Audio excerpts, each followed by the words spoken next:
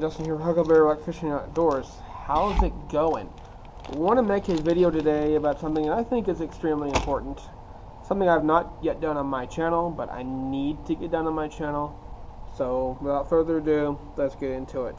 One thing I absolutely cannot stand is a video where they say, oh, let's do this, and we're going to talk about this.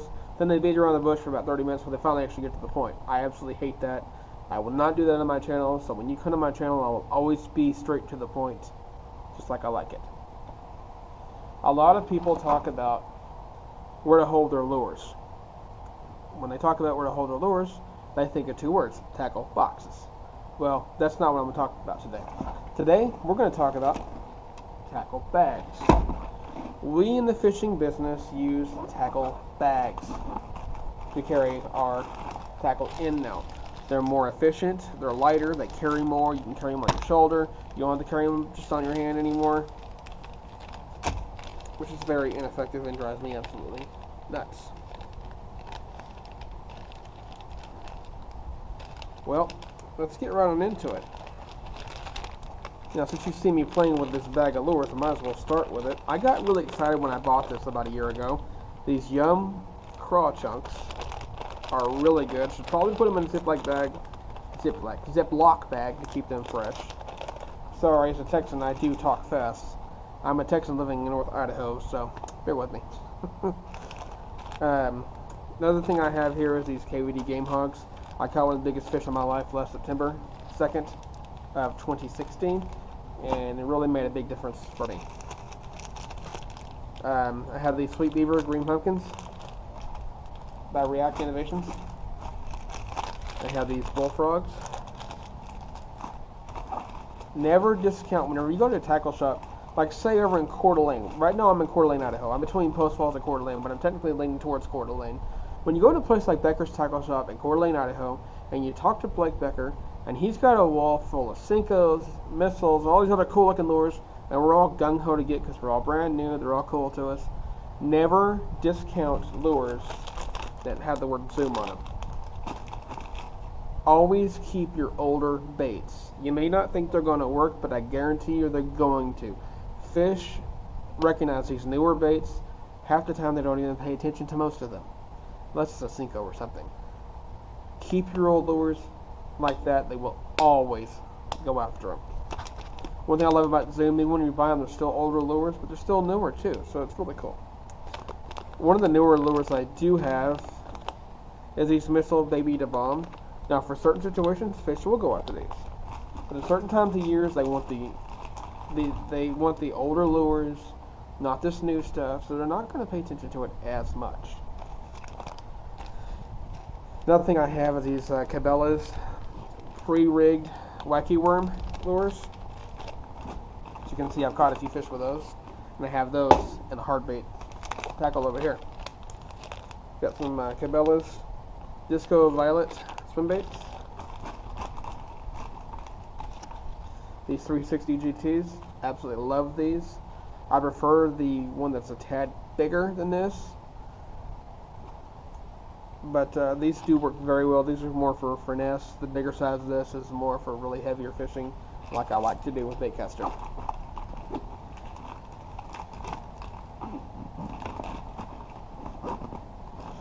Alright, so one thing we're going to do today, we're going to clean this tackle bag up as I'm talking to you. So that's kind of part of my purpose of making this video. Another thing I have is these Kitech Crazy Flappers. I have these Berkeley Powerbait catfish lures, which I may put to good use here in a little bit. I've never caught a catfish in my life, not for lack of trying, just haven't done it. I have these Yum Dingers, which are just like using Senkos and work very well. Speaking of Senkos, I have these 5-inch Pro Senkos. I've got these Gary Yamamoto Flappin' Hogs. I have these 4-inch double tails. These 5-inch Senkos. These 5-inch swim Senkos.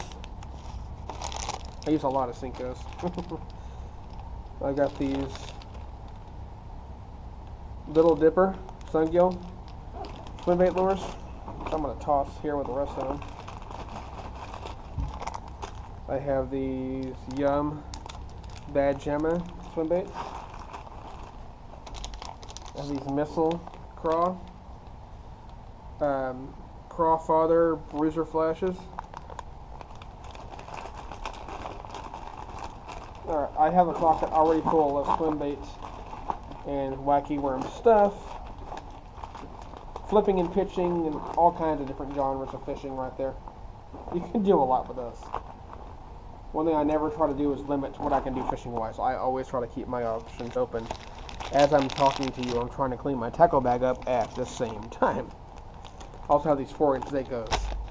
I use a lot of things by Gary Yamamoto. He makes some very good stuff. Swim baits. He makes finesse jig stuff. He makes all kinds of cool things. So that's putting that back in line. The other pocket I have over here is one I love using tackle bag. I've also got these Z-Man punch craws. This is my drop shot pocket. I have these Kitech Easy Shiners. These KVD Perfect Plastics fish love to inhale. And I've drop shot fish earlier this year, off camera. I have these Cabin Creek baits, the Tennessee Orange Express Craw. I have these cool baits. Well, that's my drop shot pocket. I use a lot of drop shot stuff. I haven't really drop shotted much, but this year when I did, they inhaled it. The pictures are up on Instagram if you want to go check them out. I just have not had time to really do anything with them as far as the video. Because I didn't make one, because I didn't film that day. I may use a picture in the slideshow while I still can until YouTube shuts that feature down. Citing some YouTube creator frustration there. I've also got a thing full of swim baits, football jigs, wacky worm,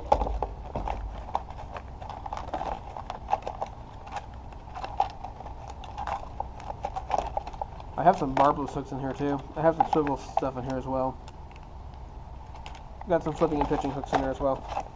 I have a little bit of everything in here. This is kind of like my junk drawer of my tackle bag. Just a little bit of everything. Those are kind of like impulse lures. Say I'm trying to catch a smallmouth on a reaction, and I have all kinds of different stuff in there. I can just pull one of those out, Texas rig it real quick, and get that done. If you haven't watched my video on Texas rigging, I will throw it up on the cards. This one here is a hard bait one. I got spinner baits in here. I've got hard minnows. I have a whopper flopper, crankbaits. I've got rattle loose in here. Anything I know that I'm going to need for fancy fishing is in there. This one's more of the same. Jerk baits, hard minnows, crankbaits. I've got poppers. I got frogs in here. I got a football jig. Looks like it's got some sort of swim bait rig to it. And I have this stuff. Now most people think, oh, well, Dustin, that's cheating. Well, no, it's not cheating. Most of the time I will fish without this stuff. But if I can't get the fish to react in any way at all, I just put a small amount. Don't put a lot. Put a small amount on your lure. Soak your hook down. Be careful doing it. Don't prick yourself. I'll soak down the line too with it. It's fish safe, environmentally friendly. I use this stuff. Well, that's basically the tackle end of it. Another thing that I carry here, pull it out of the back of the pouch here, my stringer. I know that I catch and release 90% of the time, but occasionally I do take fish home. This year happens to be another year that I didn't take any fish home like last year. Last year I didn't take nothing home, and this year I didn't either. So maybe next year I'll take something home. We'll see. I'm hoping to get some catfish in this year. We'll see what happens with that. I'm hoping in cold weather fishing that I get something that I've never gotten before. I might even do some ice fishing this year. I haven't decided yet. Another thing that's handy to have pliers. I always want to have your pliers handy. I like these bent handle pliers. Easy for getting fish out of a pipe's mouth or something like that. And it's got a nifty little pouch that goes in the front, that hooks in the front of this right here. Just like that. Put it on camera. That way it's not going to go anywhere. It also slides right on your belt. So that's very cool to have. Now we've gotten into those things, let's get into some other stuff that I like to talk about.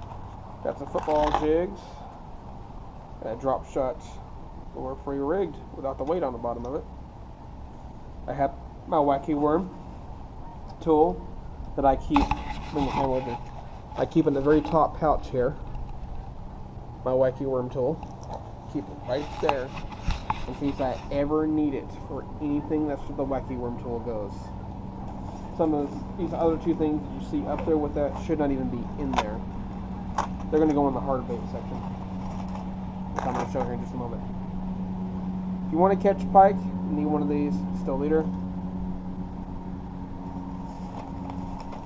Went fishing here, the water's really shallow. It's one of my best spots. But they got the dock all blocked off so you can't use it anymore, which really sucks. Also got Carolina rigs, which I'll need to do a video on Carolina rigs sometime between now and now and next year. I get the words out in a minute. I have an assortment of bass hooks right here. I would show you my bullet weight, but I just lost it earlier this morning trying to catch fish, so there's that. Swimbait jigs, sinker stoppers, drop shot hooks, weighted hooks that are 5/0 football jigs, still leader packs from Berkeley, dirty jigs, fish heads. That's not a bad idea. Getting an idea for how to rig one of my hooks up. Got a flipping hook there, another one there. Well, there you have it. That's what's in my tackle bag. Well, for everyone who's been a part of this one, have a great day. Fish on.